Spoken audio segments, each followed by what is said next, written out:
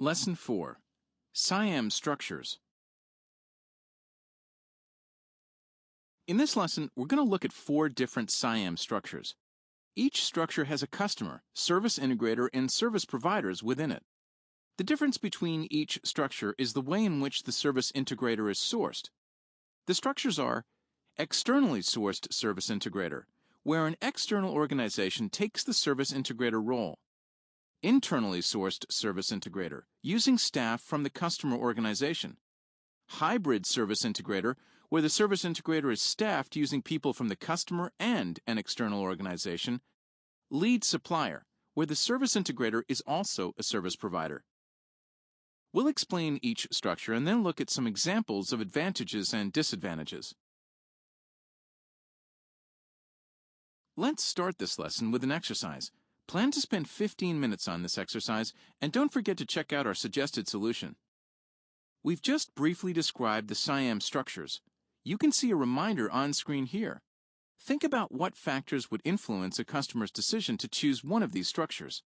Try and identify at least 5 influencing factors.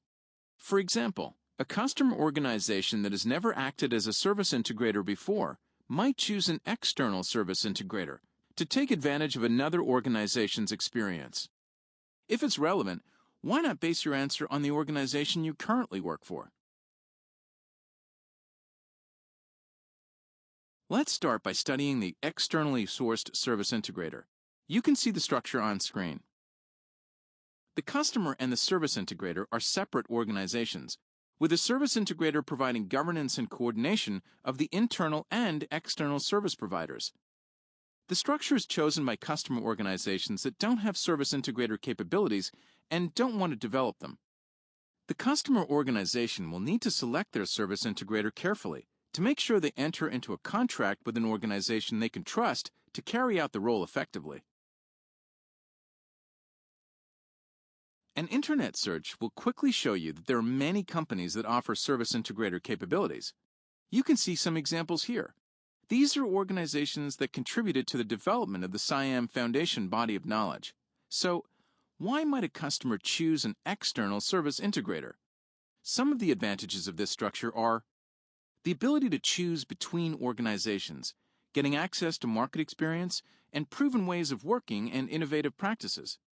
Faster benefits realization, because the service integrator has experience in setting up SIAM models, so can carry out the activities more quickly. Separation of concerns. This means that the external service integrator allows the customer to focus on its business activities, while the service integrator focuses on end-to-end service governance and coordination. Can you think of any other advantages of this structure? There are also some disadvantages that we need to consider for an external service integrator. If the customer organization doesn't choose carefully, they might find that they have entered into an expensive agreement that doesn't meet their requirements. If the service integrator isn't performing as they hoped, changing the contract can also be expensive. Other disadvantages to consider for this structure are service providers, both internal and external, might resent the service integrator, leading to a lack of collaboration. External service providers might be in competition with a service integrator in other markets. An effective service integrator relies on good relationships. These can take time to build when the service integrator is an external organization. If a customer chooses to use an external service integrator, they need to be clear about their goals and objectives.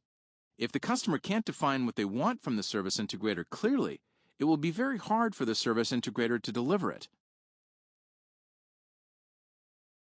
The next structure is the internally sourced service integrator, where the customer organization uses its own staff to build a service integration team. You can see this structure on screen here. Even though the customer and service integrator are part of the same organization, they need to be established and managed as discrete roles. If service providers don't see any difference between the 2 roles after the service integrator is set up, they will continue to interact individually with the customer in the same way that they always have. The benefits of service integration and management will not be delivered. Customer organizations will choose to establish an internal service integrator when they want to develop service integrator capabilities or when they have them already. This structure is suitable for customer organizations who want to have a high level of control over the service integrator, or who have legislative or regulatory requirements that prevent them from using an external service integrator. This structure might also be used because the service integrator needs to be in place very quickly. The customer organization may not have time to go through the procurement process to choose an external service integrator. So what are the advantages of this structure? We've already mentioned that it allows the customer organization to have full control over the service integrator, which can make it easier to implement changes to the service integrator role if they are needed. No contractual change would be required. Other advantages of this structure are: there is no loss of knowledge, and valuable skills remain in-house. The service integrator shares goals with the customer organization and can be established more quickly as key relationships already exist. We mentioned that service providers may not collaborate fully with an external service integrator because they are a competitor. That risk doesn't apply to this structure, and the service integrator also has leverage over the external service providers because it is part of the organization which owns the contractual relationship.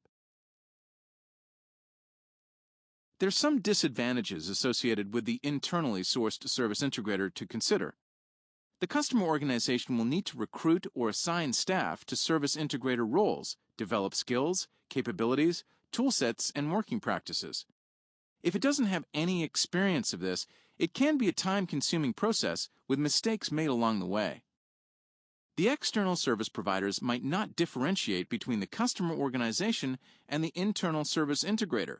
If this is the case, it can be very hard for the service integrator to mediate between the customer and the service providers, who don't see it as independent. Finally, internal service providers might not accept the authority of an internal service integrator, leading to a breakdown in collaboration and communication. The next SIAM structure is the hybrid service integrator, shown on screen. Here, the customer and an external organization collaborate to carry out the role of service integrator using resources from both parties.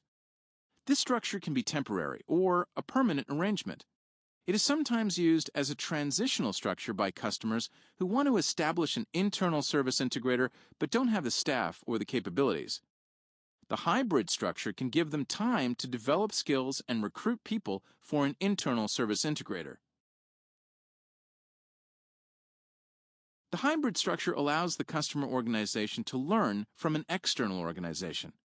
Within the hybrid service integrator, roles, functions, and structural elements need to be clearly allocated so that the customer organization and external organization staff understand their roles and responsibilities. The advantages of a hybrid service integrator are: it allows the customer organization to develop their own skills and resources. If the external service integrator doesn't meet customer expectations, the customer can choose to revert to an internally sourced service integrator. The customer organization gets access to commercial skills and experience. For example, the service integrator can help them during contract negotiations with service providers who are being added to the SIAM model. The customer organization will also gain many of the advantages of using an external service integrator. For example, faster benefits realization due to the expertise and experience of the external organization. The hybrid service integrator structure also has some disadvantages that need to be considered. If the roles and responsibilities aren't carefully mapped, this structure can lead to confusion, duplication, and tasks being missed. The service providers might not know who to speak to, making their role more difficult as well. A customer organization that chooses a hybrid structure needs to be clear about why they are choosing the structure, how long it needs to be in place for, how they will develop their part of the service integrator capability. If the customer organization isn't clear on any of these elements, the hybrid structure won't deliver the expected benefits. Our final structure is the lead supplier structure, shown on screen. Here, an external organization acts as the service integrator and as a service provider. This structure is also sometimes referred to as a guardian or custodian structure.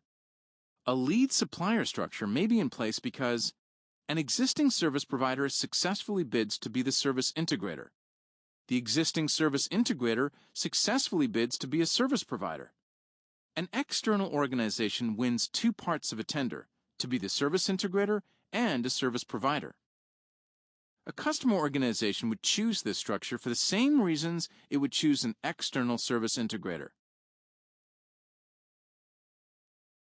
Lead supplier is sometimes confused with another sourcing arrangement referred to as prime vendor.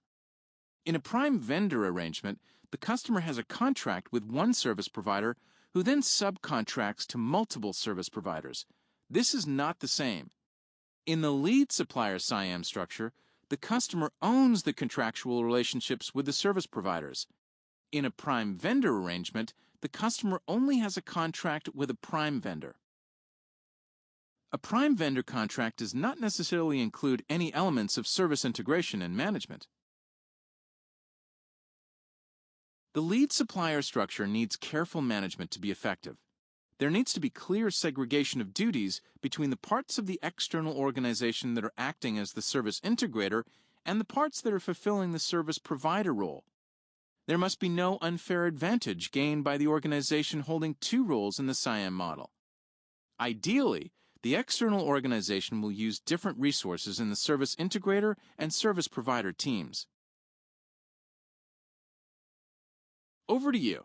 Here's a 15-minute exercise to close out this lesson. You've studied the advantages and disadvantages of an external service integrator, many of which apply to the lead supplier structure. What other advantages and disadvantages can you think of? Try and note down at least 2 advantages and 2 disadvantages for this structure. When you finish the exercise, use the Next button to move on to the end of lesson quiz.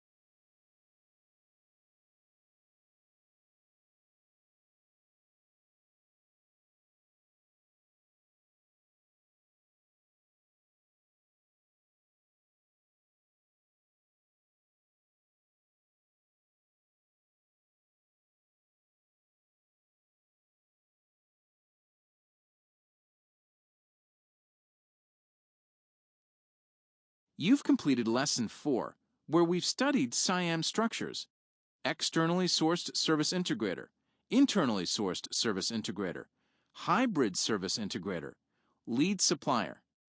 Have you seen any of these structures in your career? Did they work well?